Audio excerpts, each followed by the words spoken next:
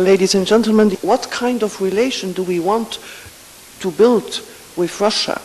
What kind of relationship can we build with Russia? This relationship was based mainly on common values. Democracy, the rule of law, respect for fundamental human rights are essential elements of any future cooperation agreement between us. As Russia has evolved through the years, we have come to question whether those values are really common as far as practice. And so that's an ongoing debate between Russia and the Europeans.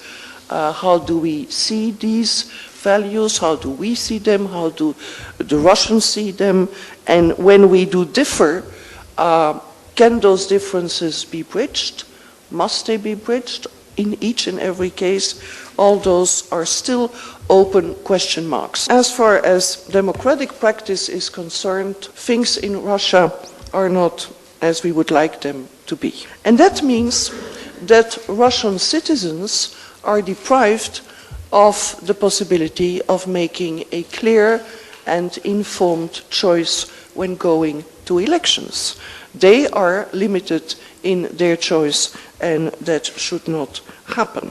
An EU policy of active engagement with the EU, with Russia, on this issue is absolutely essential. Well, I believe that Russia is a European country. I really believe that if you look at the mindsets of both the regular persons in Russia, they are very European-like. When Catherine II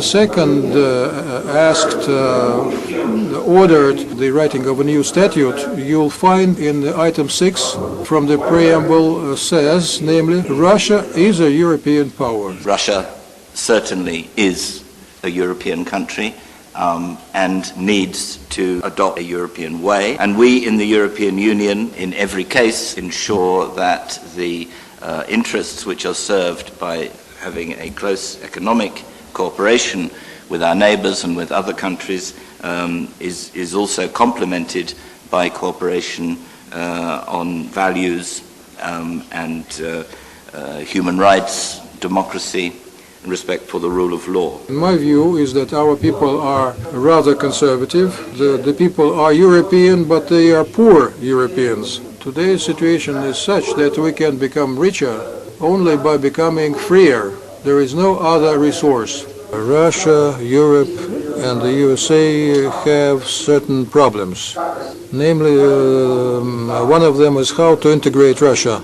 What is possible is a gradual erection in Russia of certain basic elements, the judicial system, the economic system, and so on, that will enable it to interact more closely with the European Union. The European Union, how was it started? Like 4 freedoms? Freedom of capital, goods, services, and ideas. So we need to formulate how we're going to do those 4 freedoms there.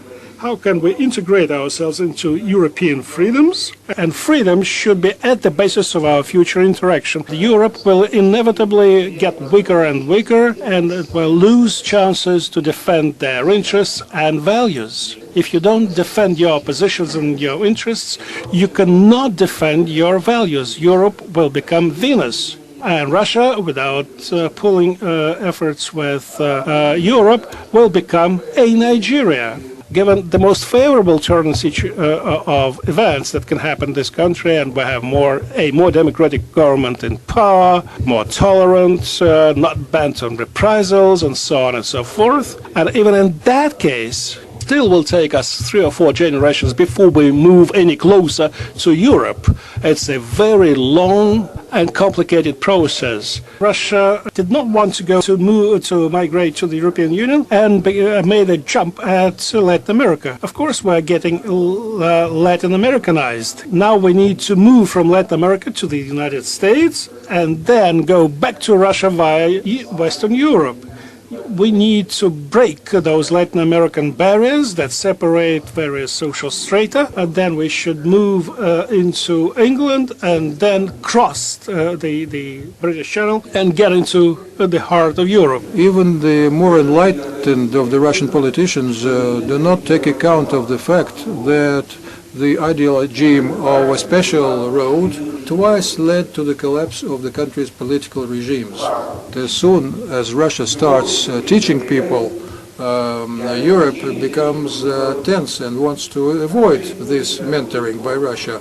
And this leads to conflicts all the way to military ones. Our foreign policy community maliciously view the West like Rome of a period of decline in the 4th century AD, comparing it to something beleaguered barbarians.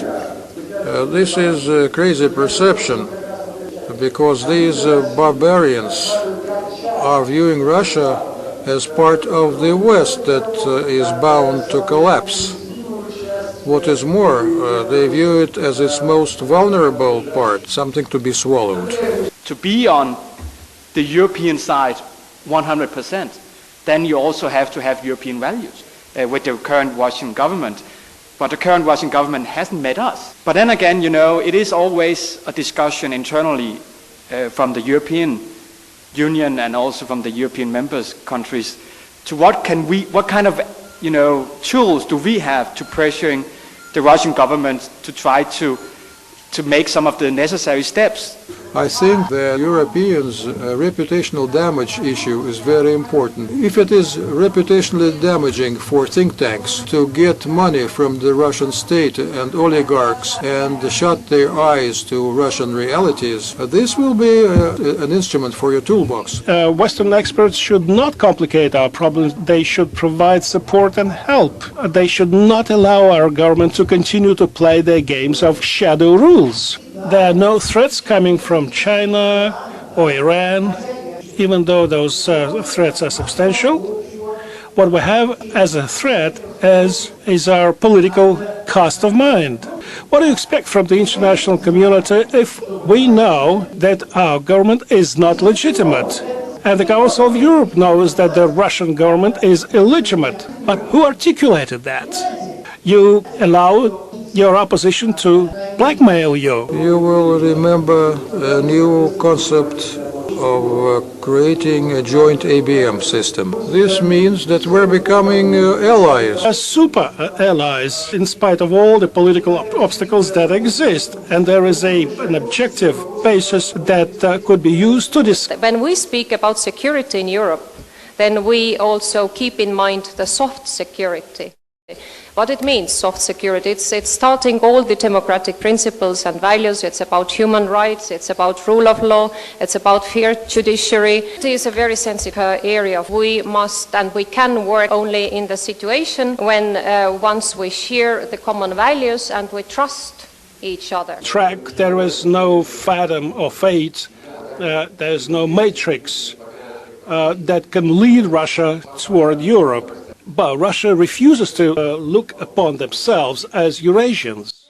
As was the case 200 years ago, the key question for the Russian people in politics still remains: is Russia a European country or is it not? And it is for this reason that we liberal-minded people believe that the question raised in the title of this conference is plain rhetoric. Our answer is well known. We wholeheartedly support the European way for Russia.